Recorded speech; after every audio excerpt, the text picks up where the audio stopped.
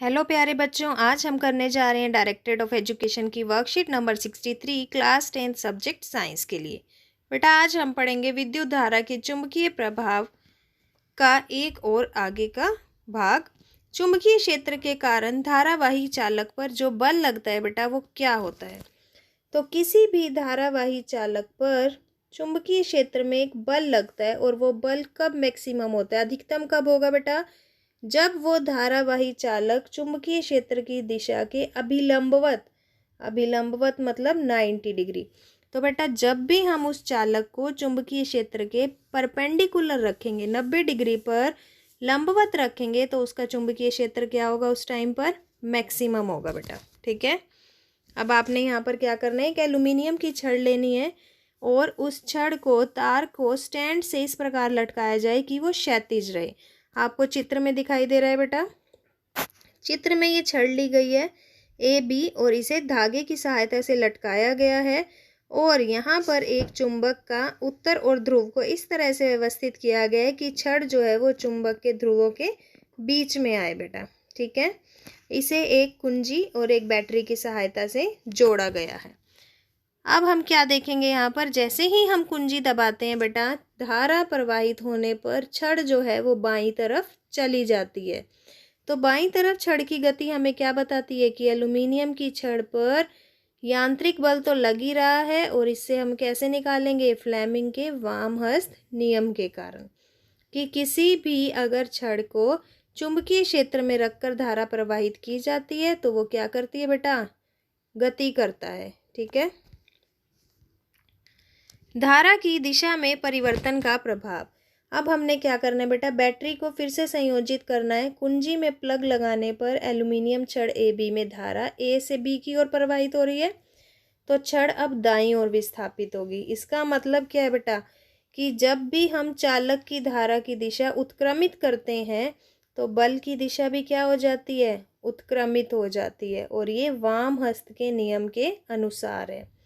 इसका मतलब अगर मैं धारा ए से बी की ओर ले जाऊंगी तो छड़ भी उसी दिशा में ही जाएगी। ये मतलब धारा की दिशा को उत्क्रमित मतलब बदल दिया जाता है, तो चुंबकीय क्षेत्र या चुंबकीय बल की दिशा भी बदल जाएगी। और ये ऐसा क्यों हो रहा है बेटा, ये फ्लेमिंग का वाम हस्त नियम है।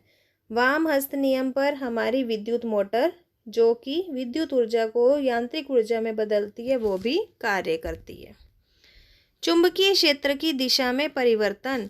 बेटा चुंबकीय क्षेत्र की दिशा ऊर्ध्वाधर अधोमुखी हो गई, जिसके लिए अश्वनाल चुंबक के अपेक्षा उल्टा करके इस प्रकार लगाया कि अब एन उत्तरी ध्रुव एन जो है वो ए बी के ठीक ऊपर आ गया और दक्षिणी ध्रुव ए बी के नीचे आ गया। अब यदि छड़ ए बी में धारा बी से ए कर दें तो छड़ बाईं ओर विस्थापित हो जाएगी। इसका मतलब चुंबकीय क्षेत्र की दिशा में परिवर्तन करने पर भी बल की दिशा क्या होती है, बदल जाती है। तो बेटा अगर आपने बल की दिशा बदलनी है तो आपको चुंबकीय क्षेत्र बदलना होगा, दूसरा आपको विद्युत धारा की दिशा को भी बदलना होगा। फ्लेमिंग का वाम हस्त नियम क्या कहता है बेटा, आप अपने बाएं हाथ की तर्जनी, मध्यमा और अंगूठे को इस प्रकार फैलाएं कि सारे के सारे एक दूसरे पर लंबवत हों, 90 डिग्री का कोण बनाएं। तर्जनी उंगली क्या दिखाएगी आपको, चुंबकीय क्षेत्र की दशा। मध्यमा उंगली क्या दिखाएगी बेटा, विद्युत धारा। और अंगूठा क्या दिखाएगा बेटा, यहाँ पर चालक की गति की दिशा। ठीक है, ये होता है हमारा फ्लेमिंग का वाम हस्त नियम। आइए प्रश्न उत्तर करते हैं। फर्स्ट देखेंगे बेटा, चुंबकीय क्षेत्र में रखे धारावाही चालक पर लगने वाले बल को ज्ञात करने का कौन सा नियम है। कौन सा नियम है बेटा, फ्लेमिंग का वाम हस्त नियम। तो ये आपका फर्स्ट क्वेश्चन का आंसर रहेगा, फ्लेमिंग हस्त नियम। ये नियम आपको पूरा लिखना है और साथ में इसका चित्र भी ड्रॉ करना है बेटा। ठीक है, ये आपका फर्स्ट आंसर।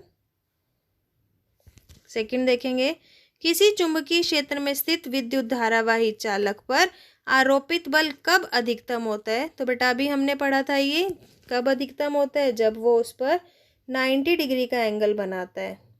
तो ये आपका सेकंड आंसर है बेटा। ठीक है, कब अधिकतम होगा, जब वो चुंबकीय क्षेत्र के ठीक ठीक अभिलंबवत रखा जाए। तीसरा देखेंगे बेटा, किसी विद्युत धारावाही चालक को चुंबकीय क्षेत्र में रखने पर लगने वाला बल किस किस कारक पर निर्भर करता है। तो बेटा किस किस कारक पर निर्भर कर रहा है वो?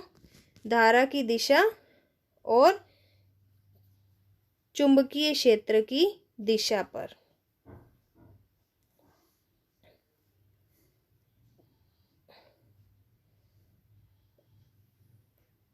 तो ये दोनों आपके आंसर रहेंगे बेटा थर्ड क्वेश्चन के।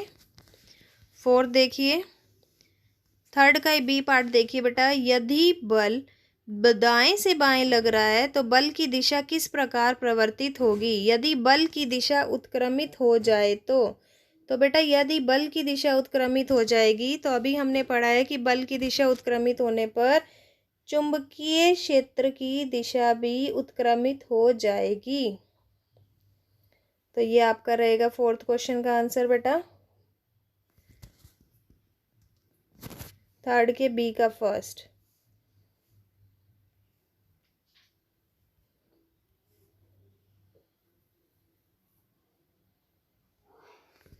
सेकंड देखिए बेटा, यदि विद्युत धारा की दिशा उत्क्रमित कर दी जाए, और जब धारा की दिशा उत्क्रमित कर दी जाती है तो चुंबकीय क्षेत्र की दिशा भी उत्क्रमित हो जाएगी।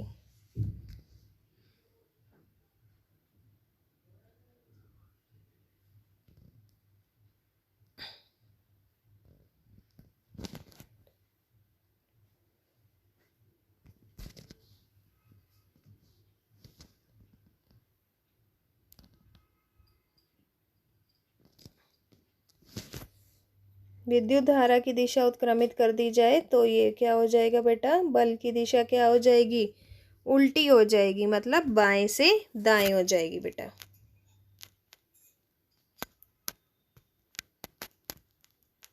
ठीक है, तो अगर ये वर्कशीट आपको अच्छे से समझ आ गई है बेटा तो हमारे चैनल लर्निंग लाइट को शेयर कीजिए, सब्सक्राइब कीजिए। Thank you.